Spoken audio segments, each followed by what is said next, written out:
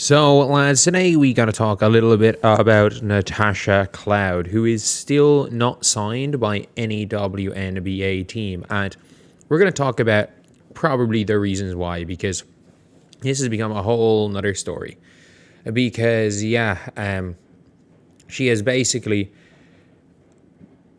I'm not even going to say has been blackballed, because if she fired her agent, I think it's a safe assumption to make that she got offers she didn't like. I think that's a safe assumption to make. So she posted today talking about how, posting this whole message basically being like, oh, it's a powerful reminder the impact of one make beyond the court is real. And a line, yada, yada. And this whole thing about the impact she made off the court. And the reality is that has near nothing to do with why Natasha Cloud's out of WNBA. Do you want to know the reasons why Natasha Cloud's out of WNBA? Because originally it sounded like she was Liberty or nowhere, and Jonathan Kolb said in October that he didn't want Natasha Cloud back. The Liberty owner did not want Natasha Cloud in the team. Therefore, you've got a situation where she was never going to be a member of the Liberty. She already burned bridges with the Phoenix Mercury. She refused to play for the Connecticut Sun last year. I don't know what happened with her with the Mystics. But she'd burned bridges with the Sun. She burned bridges with the Storm by calling their owner out by name over the summer. If you look at the WNBA, she wouldn't want to be a backup point guard. If you look at teams she would start for in the WNBA. Would she start for the Lynx? No. In my opinion, no. And the Lynx can't afford her because they want to pay Courtney Williams. Would she start for the Aces? No. Would she start for the Dream? Yes, but Jordan Canada is on $600K a year. I don't think she would have taken $600K a year at the start of free agency. Would she start for the Mercury? Yes, but they can't afford her. Would she start for the Liberty? No, and they've already said they don't want her to start. Would she start for the Fever? No. The Storm? Sure, but she called out their owner by name. Their owner would not be paying her. The Valks? No. I'm going to be very real. The Valks, she's nowhere near as good as Veronica Byrne or Jusei Site. And this is a Valkyries team who let a better player than Tash Cloud and Carla Lake walk in the expansion draft. Would she start for the Sparks? No. And they can't afford her. Would she start for the Mystics? Sure. But I don't know what happened. But the Mystics are trying to lose. Like, I don't think people understand this. Everyone's like, oh, the Mystics are going to be better than last year. They ended last year 2-14. They ended last year 2-14. They are trying to lose. The Washington Mystics are trying to lose. They have assembled a team who can't shoot the ball. Everyone's like, oh, look at Georgia Amore. She shot a better percentage in college than Caitlin did as a pro. Yeah, Caitlin shot like 8% better than her in college. And Georgia Amore can't really shoot. Citron can really shoot. Amore can't shoot. None of the 7 players they drafted can shoot at all. Like, Dugalich is a below-average shooter, and she's the best shooter of them all. And she's a below-average, low-volume shooter. Did the Connecticut Sun want her? No. Because, why? She essentially refused to play for the Connecticut Sun last year. Do the Chicago Sky want her? Skylar Diggins is better. Do the Dallas Wings want her? No, the Dallas Wings can't afford her. They can't afford her. They got bigs, and they were going to be running Paige, Odyssey Sims, and Grace Berger at the 1.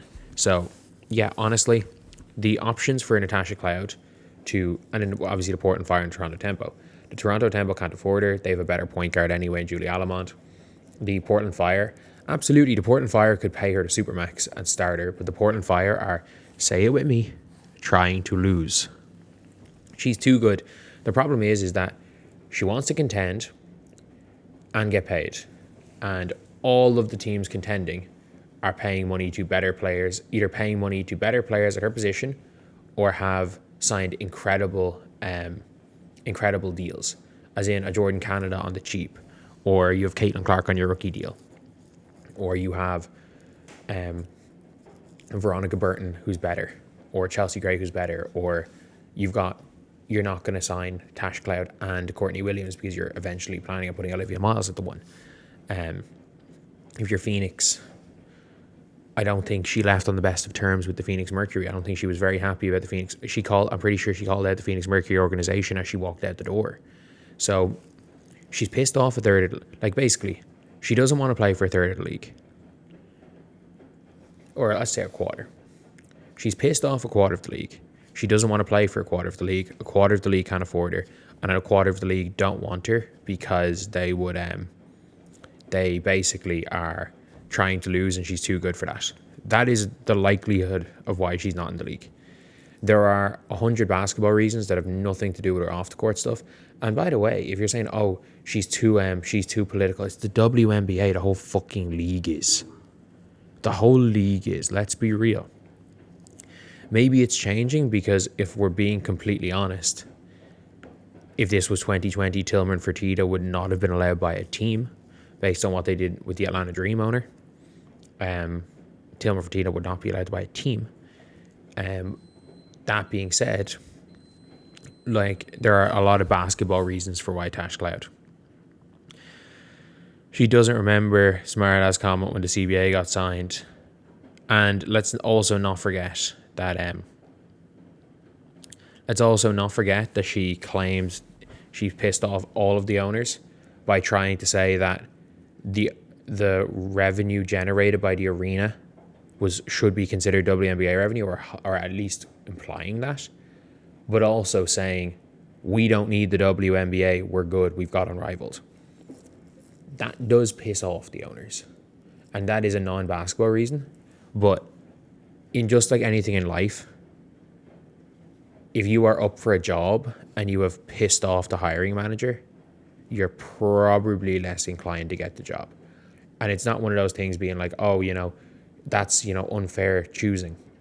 If there are two starting point guards, they can give a reason for signing. It's very if there are two, and you might be saying, oh, but Tash Cloud is better than X, Y, and Z players. No, these players have been she's a 0-time All-Star, averages single-digit points per game basically for her career, and plays defense, I guess. And if you guys don't know, advanced stats think she's the worst point guard in the league. Advanced stats over the last 2 seasons have said she's the worst point guard in the league. I don't believe it, but advanced stats do it. So for anyone to say, oh, look, if she was Skylar Diggins good, she'd be in the league. Skylar Diggins isn't even making a max. If she was Skylar Diggins good, she'd be in the league. If she was Courtney Williams popular, she'd be in the league. If she hadn't told Connecticut she was flat out refusing to play for them and publicly went on social media and essentially said she was not going to show up to Connecticut, she was not going to show up and play for Connecticut unless they traded her, the likelihood of the Connecticut, if she was, she got to Connecticut and immediately said, look, I'll be professional, I want to be here, if you want me here, that's fine, but ideally I'd like to be traded to a contender. If you can get a good haul for me, please do trade me. I'd rather be traded. And kept her relationship there. She probably is a member of the Connecticut Sun right now because the Connecticut Sun aren't trying to lose. They're a bad team. They're not trying to lose. And they have a bit of cap space as well. The fact is that she has, as I've said, a quarter of the league don't want her. A quarter of the league can't afford her. A quarter of the league is trying to lose. And she's pissed off the other quarter of the league. So, if you have a Venn diagram and all of them, some of them overlap, but the one area in the Venn diagram they don't overlap is wants to employ Natasha Cloud. It's just unfortunate.